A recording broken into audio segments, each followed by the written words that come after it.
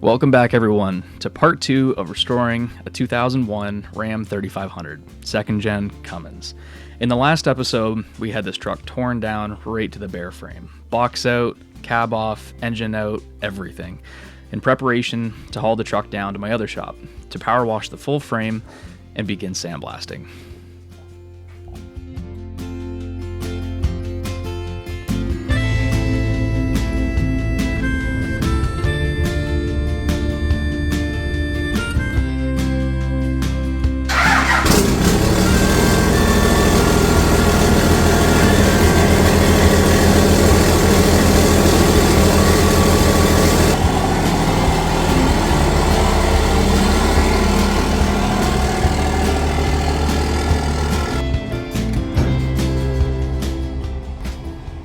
Now you're probably looking at my little car hauler here thinking, you are not putting a truck on that.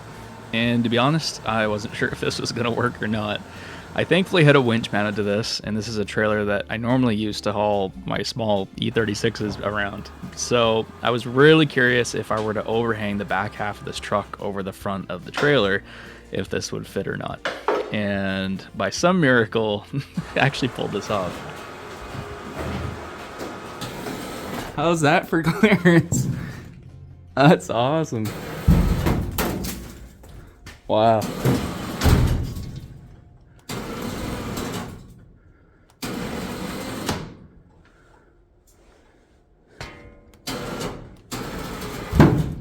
There you go. That fits. That is awesome. I love it.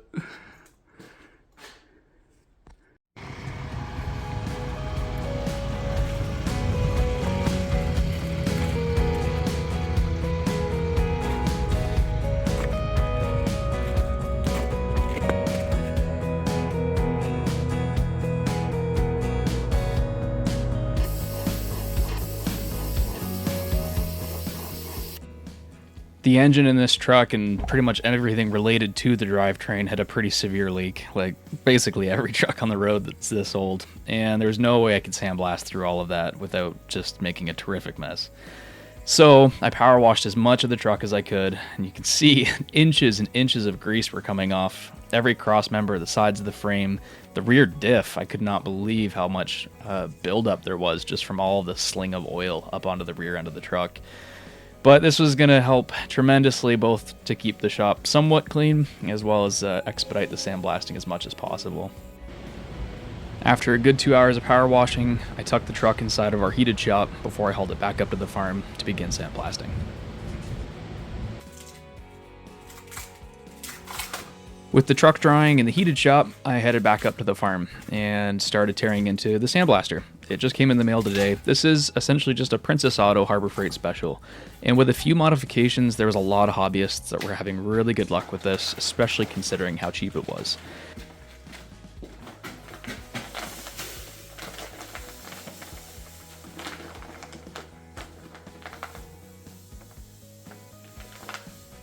Now, in the next clip that I'm going to show you, this is right out of the box how the sandblaster worked from the get-go. And for the price, you really cannot beat it. It was a 200 something bucks Canadian, and it worked great. And to be honest, throughout this whole process, it really served me well. With the exception of the ball valves, which I'm holding onto right now, they're so weak and poorly built that they pretty well let go in the first 20 minutes. So that was the only thing that I had to upgrade on this setup, and it lasted throughout this entire process. So for the money, zero complaints here.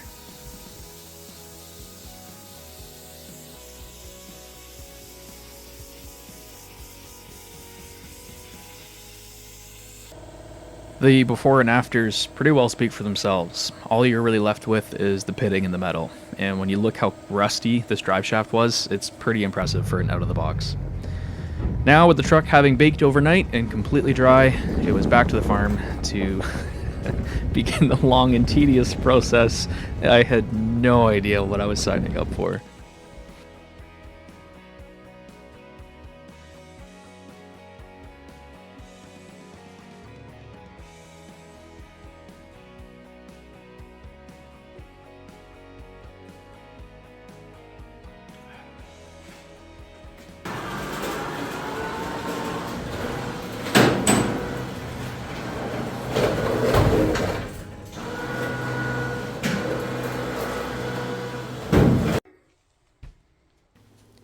First things first, I had to get all set up to sandblast indoors with some hope of trying to preserve the integrity of my shop.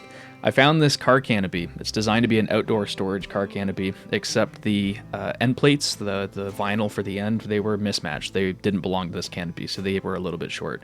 I scooped this whole thing for a little over $100, which was a steal considering they were $600-700 everywhere else. And I hope to repurpose this for repainting the frame as well.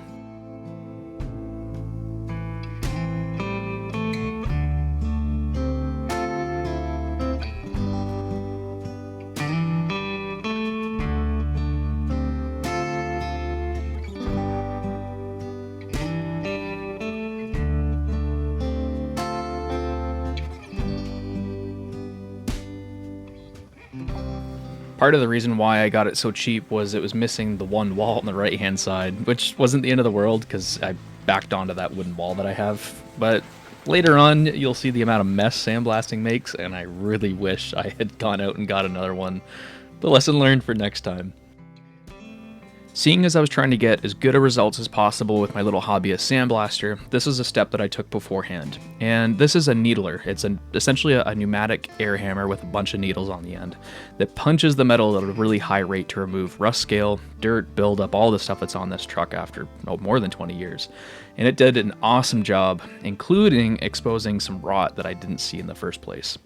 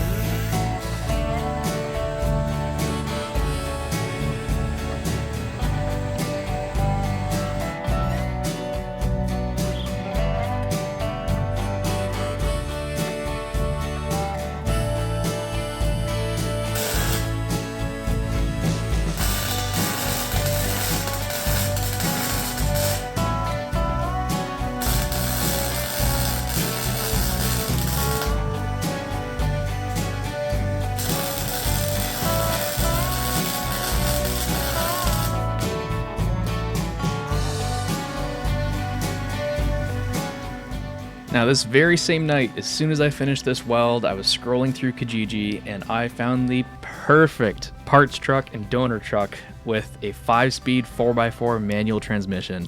I called the owner, I said, "I'm coming, please don't sell this truck." But he was 4 hours away. So I hopped in my car and my buddy Jed drove me all the way out to the far end of Ottawa and we got the perfect parts truck. With an interesting owner, but then again, almost anyone that has these second gens, they're a bit of a character. And here she is, a 1998.5 24 valve Cummins with a 5-speed manual.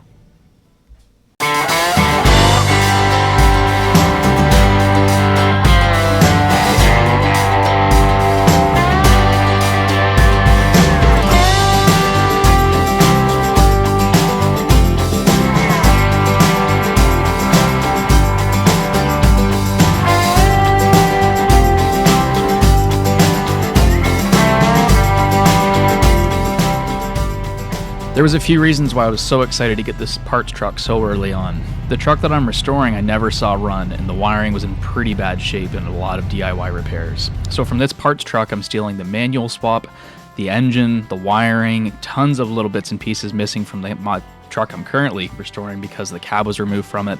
So tons of hardware. Like this was sourcing probably 80% of the parts that I needed. So thankfully I paid the price that was respective to how the truck looks, but got everything that I needed. So we're about 40 minutes away from home. I've got Jed in front of me and his Highlander with 550,000 kilometers on it. We've got a Ram with 420,000 kilometers on it. All in all, the only part of this truck that's functioning is the engine and the transmission. The rust is so bad on this side and the door that my left foot is cold from the wind coming through the rusty door and rocker at the bottom. But Just trying to get home in time to beat the fuel leak that's coming out the back of the truck. And we can't go over 100 kilometers an hour because the steering rack is so bad. It's going great.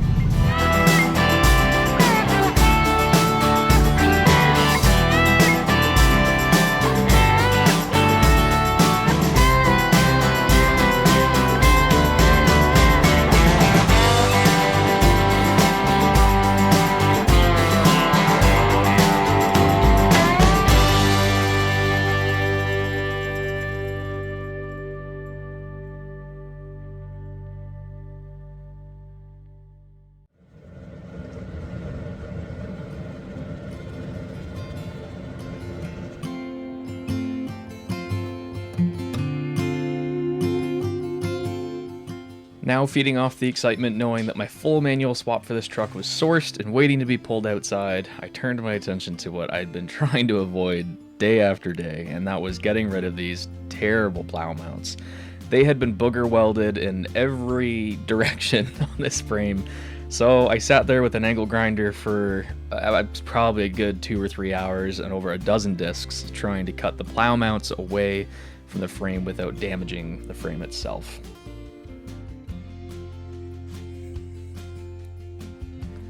I got really lucky. Thankfully, the patience paid off on this, and after using every cutting tool that I had, I was able to salvage the frame and not cut into it, with the exception of 2 tiny little spots. And I got all of this removed, except for what you can see right there. There's just no way to get to those welds.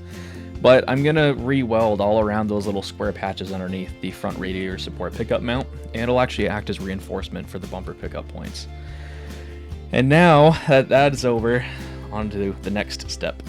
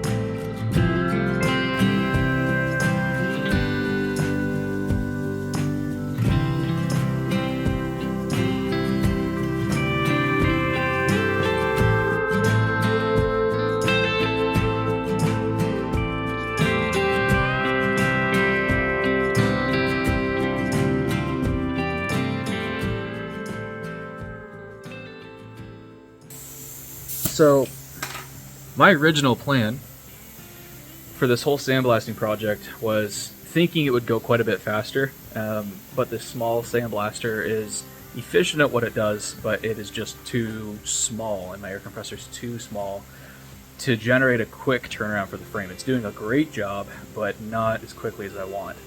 Now I'm in a shop, see my breath, that is not heated. So unfortunately, I'm having issues with flash rusting, where I'm only doing this in between our busy work shifts, and as a result, it's just days and days and days this frame is sitting in a cold, damp shop, and it's flash rusting. This is an area that I did probably about 3 days ago, and it looks terrible. So the solution to this is I'm going to have to put this frame in primer sections at a time as soon as it's done blasting, which is not the way that I wanted to do it, but I literally don't have a choice. So you can see how beautiful the finish is. This is parts that I just finished doing now. Looks incredible. So I'm gonna basically quarter off this frame so that I do it from this strip right here all the way up to that side, just this part of the frame. Get it all sandblasted, primered, and I'm gonna use a 2K epoxy. I managed to source one in an aerosol can because my HVLP gun is gonna generate way too much airflow and kick all this sand up, and I can't move this frame. So I'm in a very frustrating set of circumstances. I don't know, what do they say? Adapt to overcome? I don't know. I just want this frame done right. So I'm gonna do it in a proper primer. Just get a thin coat to stop that flash rusting from happening. And then once that's all done, then we'll do a full coat of several coats of primer because I want this overbuilt, and then paint. And when this whole truck is in primer, then we can worry about the painting situation when the flash rusting is stopped. So not the way that I wanted it to kind of go, but it's okay. I think I'll be able to still do the proper quality, good result, just not in the way that I thought it would go. Let's keep going.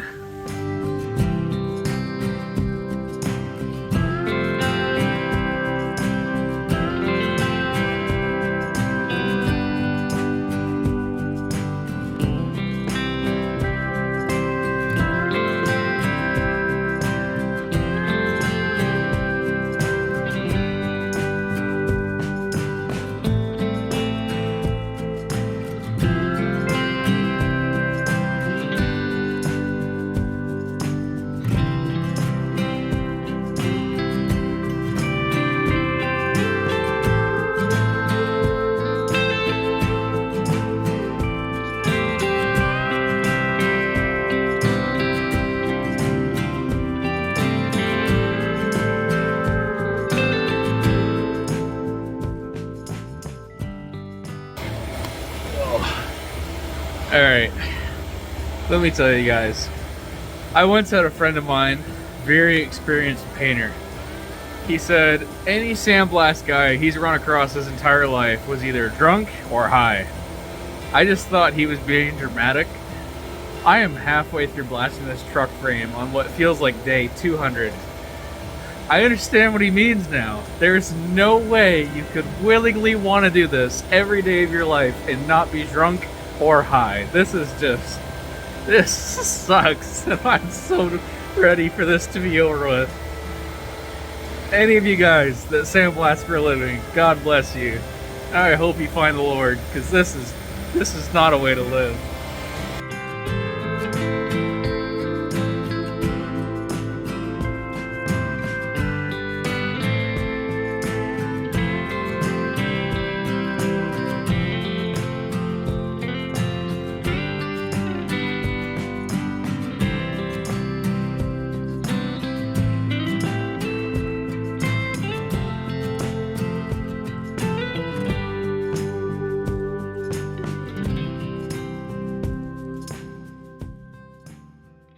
Well, today was supposed to be the last day of sandblasting this truck, but we have been descended upon with this, and it's a feel-like temperature of minus 36 outside today, and my shop is not heated. I've been sitting in my car for about 30 minutes, just staring at this front door, trying to muster the courage to go inside or go home. One day I'll insulate this shop. It's so cold in here that my phone won't charge. I've never seen that before. Oh.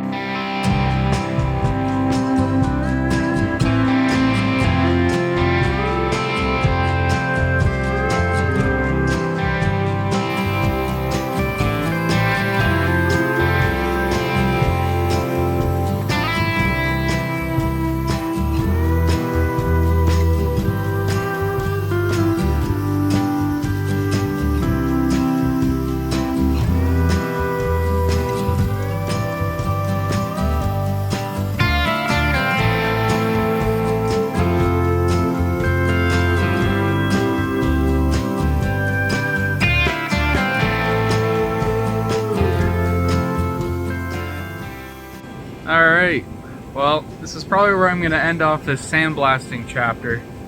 I spent one more entire day And I have the entire truck completely done. This is gonna go into primer soon.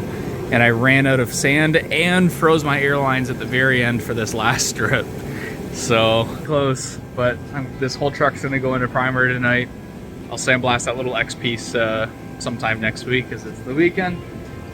And this whole frame will go into paint, which is what you guys are gonna see next. And then the axles are gonna be a big job because they need a full refurbish. So those are gonna come apart, get rebuilt, and sandblasted, painted in a whole nother video.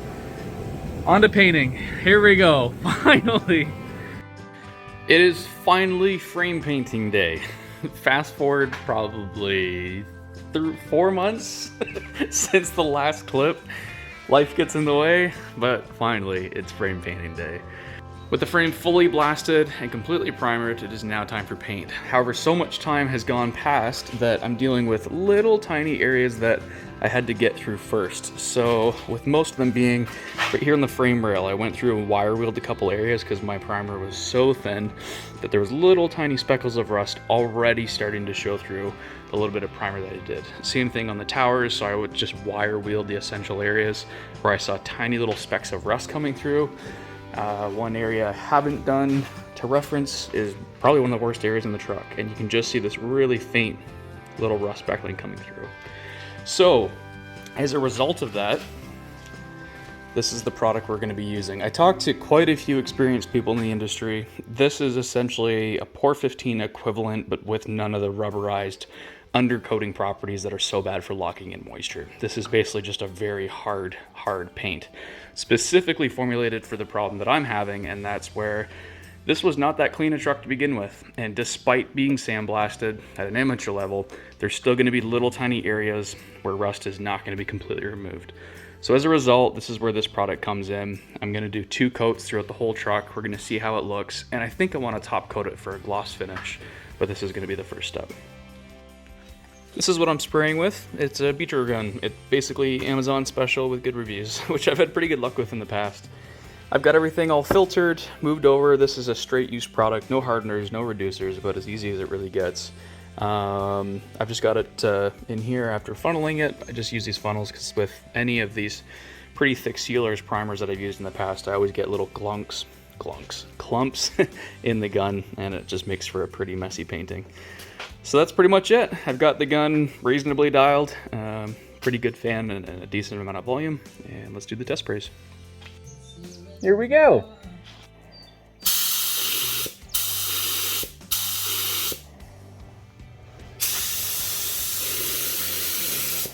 Need a lot more volume than that.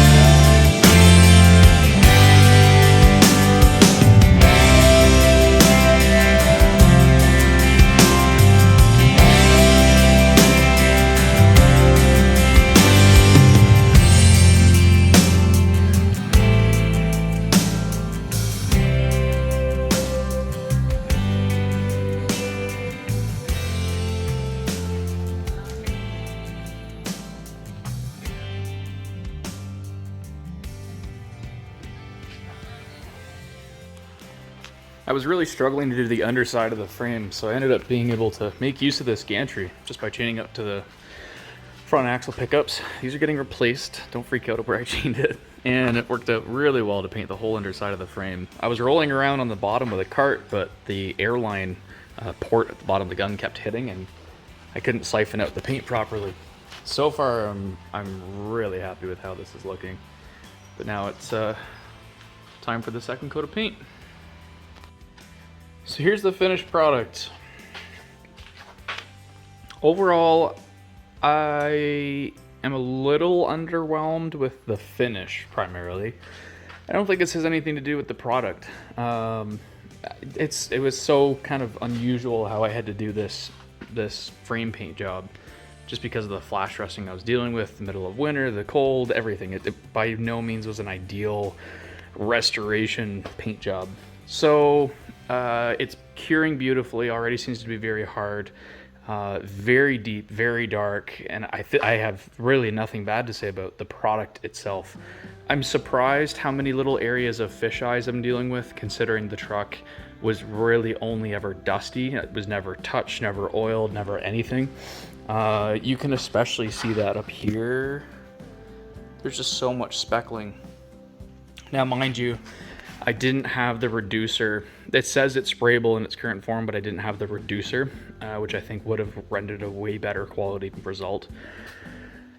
This is a product that can be laced with a top coat, covered in a top coat. So I've actually done a couple test areas over here, and this is with a Krylon Farm Equipment black top coat on top.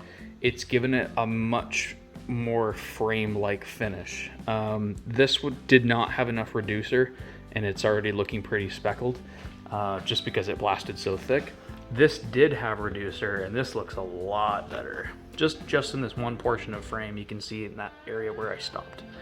So I gave it probably about 6 hours between the time that I did these two test spots. I'm gonna watch everything cure. This product says it needs 24 hours before our recoat. So this was a little bit premature, but it's in an area of the frame that's gonna be pretty hard to see under the truck. And I'm just gonna let it all cure. I think I'm gonna go ahead and do that top coat, both just to get a little bit more luster and fill in a little bit of these defects, and to build a little bit more paint thickness for rust prevention. Ultimately, this truck is gonna be worked with every single day, and I am going to cover it yearly and just an oil spray, like a crown or rust proofing, etc., just to give this truck its very best shot at surviving daily use in Canada. So yeah, overall, I think it went quite well. This is probably the worst part on the whole truck, where the pitting was catastrophic. Not structural at all, but from a surface standpoint, there's just so much in the way of small pits everywhere. So yeah, I'm gonna come back 24 hours later. Oh, I'm happy I did that extra step. It looks a lot better. So I used top coat. This stuff from Krylon, it's an agriculture product, had really good reviews, and came with a reducer, this stuff right here, so that I could spray it through my HVLP, and it is a way better finish. Not so much even just in the texture, but just the color the truck got. It looks so much better, and it's thick stuff too. It really laid down about as good as I could really hope, considering it was on top of that much texture from the original base coat. So, man, this truck's come a long way. To reference it, I have a parts truck that I just took a donor manual swap from, and it's a pretty cool difference to have side by side, because this is nearly exactly the condition of the truck we're restoring. If anything, this one's actually maybe a bit better, which is kind of awkward, but here we are. I'm really happy with that, because I was a little disappointed with the results, and it's flashing beautifully, curing really nice. It looks really, really good. I was so on the fence about going the route of a gloss versus a semi-gloss versus a matte finish, but I think this is just going to look really nice when the truck's fully restored and together. And realistically, you're not going to see this frame at all, except a little bit of this portion and the rear or the wheel liners, which fantastically are the best part of this frame. So overall, man, this came a long way, especially in one video.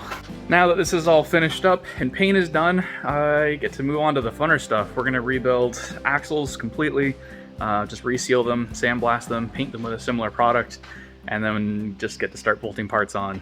Suspension, springs, lines, bushings, the whole truck starts coming back together at this point. So the project moves as fast as I can afford. Thank you for watching, really means a lot. Stay tuned for the next video. I have no idea when that's going to be, considering it took me 4 months to paint the truck, but we'll get there in time.